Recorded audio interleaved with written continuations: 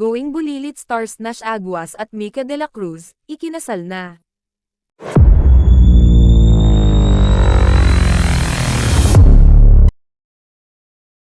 Masayang ibinalita ni Mika De La Cruz ang nangyaring kasalan sa pagitan nila ng kanyang nobyo na si Nash Aguas. Sila ay ikinasal kahapon, May 18, 2024. Ang kanilang pag-iisang dibdib ay isang garden wedding na ginanap sa Adriano's Events Place and Prayer Garden sa Tagaytay. Isang IG post ang ibinahagi ni Mika sa kanyang social media accounts kung saan makikita siya habang naglalakad sa aisle. Naroon at makikita ang kanyang mga magulang na naghihintay sa kanya upang iabot ang kamay sa groom na si Nash Aguas.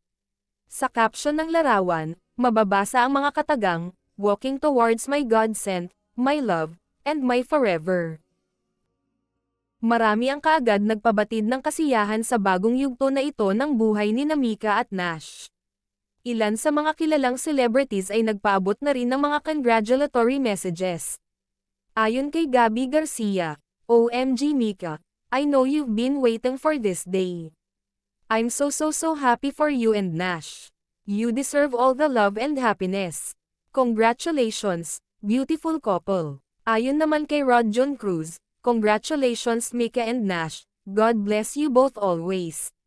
Sina Nash Aguas at Mika De La Cruz unang nagkakilala sa kiddie show na Going Bulilit. Ang kanilang pagkakaibigan bilang mga paslit noon ay nauwi sa pag-iibigan hanggang sa umabot na sa puntong ito ng kanilang pagpapakasal.